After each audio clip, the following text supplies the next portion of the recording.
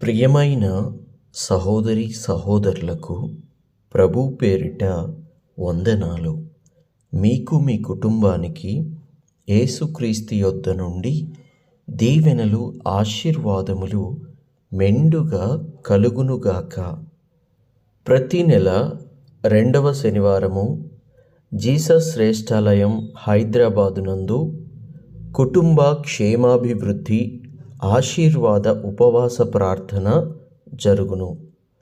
రండి, అందరము ఉపవాసముండి మన కుటుంబాల నిమిత్తము, మన బిడ్డల నిమిత్తము, తల్లిదండ్రుల నిమిత్తము, మన కుటుంబ క్షేమము నిమిత్తము ప్రార్థిద్దాము.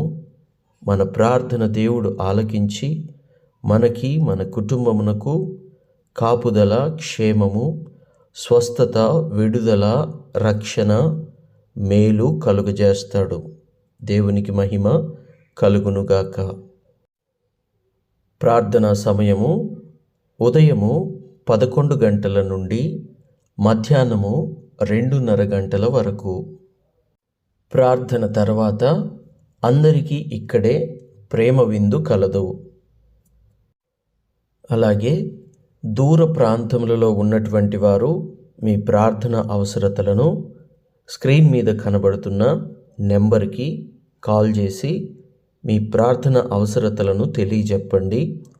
మీ పేరు, మీ సమస్య వ్రాసుకొని నేను, విశ్వాసులము, సంఘస్థులము, వచ్చిన వారందరము కూడా ఏక మనస్సుతో మీ గురించి ప్రార్థించడం జరుగుతుంది. దేవుడు తప్పక మీరనుకున్నది జరిగిస్తాడు. దేవునికి స్తోత్రము కలుగునుగాక.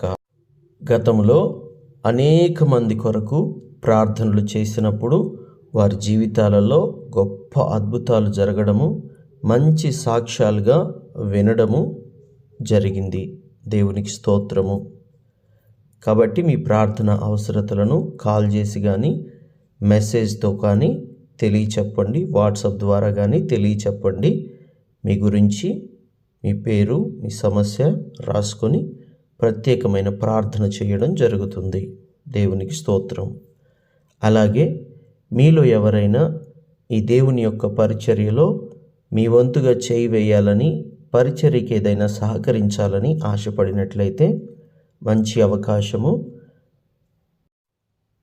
ప్రతి నెల 2వ శనివారము ప్రార్థన అనంతరము భోజన ఏర్పాట్లు ఉంటాయి కనుక అందులో మీరు కానీ చేయి వేసినట్లయితే అది మీకెంతో ఆశీర్వాదకరంగా ఉంటుంది. 10 మందికి అన్నం పెట్టే విషయంలో మన చేయి వేస్తున్నాం కాబట్టి అది మనకి, మన బిడ్డలకి, మన కుటుంబానికి ఎంతో మేలు, క్షేమము. దేవునికి స్తోత్రం. మీలో ఎవరైనా దేవుని యొక్క పరిచర్యకు కానుక పంపాలని ఆశపడినట్లయితే స్క్రీన్ మీద కనబడుతున్నటువంటి అకౌంట్ నెంబర్కి ఫోన్పే, గూగుల్ పే, పేటిఎం ద్వారా మీ కానుకను పంపి దేవుని యొక్క పరిచర్యలో మీ చేయి కూడా వేయండి. తద్వారా అది మీకు ఎంతో ఆశీర్వాదకరంగా ఉంటుంది. దేవుని వాక్యం అంటోంది, ఇవ్వుడి మీకు ఇవ్వబడును, మనిషి ఏమి విత్తుతాడో అదే కోస్తాడు అని. దేవుని యొక్క పరిచర్యలో మంచి కానుకను విత్తి మంచి ఫలములు కోయువారుగా మీరుందురుగాక. దేవుడు మిమ్మును, మీ బిడ్డలను బహుగా దీవించి ఆశీర్వదించునుగాక. ఈరోజు యేసుక్రీస్తు యొద్ద నుండి మీకు బంగారు మాట, దేవుని వాగ్దానము. మార్కు సువార్త 6వ అధ్యాయము 50వ వచనము. అందరూ ఆయనను చూచి తొందరపడగా వెంటనే ఆయన వారిని పలకరించి, ధైర్యము తెచ్చుకొనుడి, నేనే, భయపడకుడని చెప్పెను. For they all saw him and were troubled, and immediately he talked with them and saith unto them, Be of good cheer, it is I, be not afraid. దేవునికి మహిమ కలుగునుగాక. నేనే, భయపడకుడి, ధైర్యము తెచ్చుకొనుడి. దేవునికి స్తోత్రము, మహిమ కలుగునుగాక. ప్రియమైన దేవుని బిడ్డలారా, ఈరోజు ఏదైనా భయపడుతూ, తొందరపడుతూ, కంగారు పడుతూ మీరు ఉన్నారా? భయపడకండి. నీ దేవుడు నిన్ను చూస్తూ ఉన్నాడు. ఆయన ఉన్నాడు. ఆయన మాట్లాడతాడు. ఆయన సరిచేస్తాడు. ఆయన సెట్ చేస్తాడు. ఆయన స్వస్థపరుస్తాడు. ఆయన విడుదలిస్తాడు. ఆయన తోడుగా ఉంటాడు. ఆయన అండగా ఉంటాడు. ఆయన నిన్ను అన్ని విషయాలలో కృపతో నింపుతాడు. కాబట్టి ఆయన ఉన్నాడు, నీతో ఉన్నాడు, మీలో ఉంటాడు. ధైర్యంగా ఉండు. దేవునికి మహిమ కలుగునుగాక. ఆ రోజు ప్రభు అయిన యేసుక్రీస్తు 5 రొట్టెలు 2 చేపలు 5,000 మందికి ఆహారముగా పెట్టిన తరువాత, వారందరూ తిని తృప్తి పొందిన తరువాత, అక్కడ ఇంకా అద్భుతం ఏమిటంటే, మిగిలిన రొట్టె ముక్కలన్నీ కూడా 12 గంపల నిండా ఎత్తారు. దేవునికి స్తోత్రం. ఆ సమయంలో ఒక చిన్నవాడు యేసయ్య చేతికి తన దగ్గర ఉన్న 5 రొట్టెలు 2 చేపలు యేసయ్య చేతికిస్తే, యేసయ్య వాటిని ఆశీర్వదిస్తే అవి 5,000 మందికి, పురుషులకు ఆహారంగా, వారి భార్యలకు, వారి పిల్లలకు ఆహారంగా మారిన తరువాత కూడా 12 గంపలకి మిగిలిన ముక్కలన్నిటినీ కూడా ఎత్తడం జరిగింది. దేవునికి స్తోత్రం. ఇది అద్భుతము, ఆశ్చర్య కార్యము. యేసయ్య చేతికి ఏది ఇచ్చినా యేసయ్య దాన్ని ఆశీర్వదిస్తాడు. అప్పుడు అది ఆశీర్వదించబడుతుంది.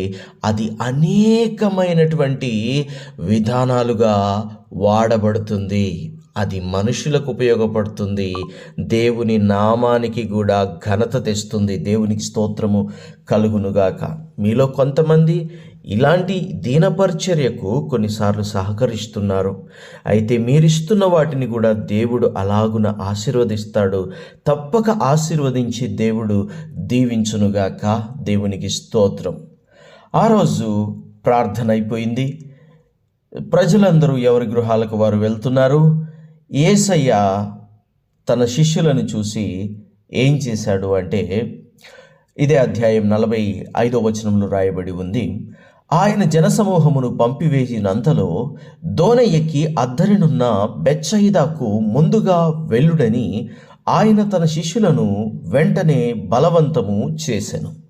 ఆయన వారిని వీడుకొలిపి ప్రార్థన చేయుటకు కొండకు వెళ్ళెను. దేవునికి స్తోత్రం.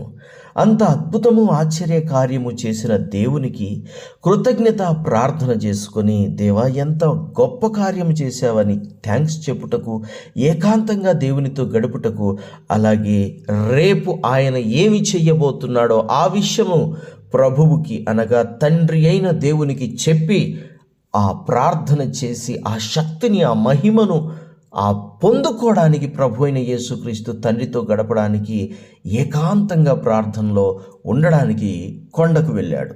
శిష్యులు మాత్రం దోణి ఎక్కి బయలుదేరారు. అప్పుడు ఏం జరిగిందో 47వ వచనంలో నుండి ధ్యానిద్దాము. సాయంకాలమైనప్పుడు ఆ దోణి సముద్రపు మధ్యన ఉండెను.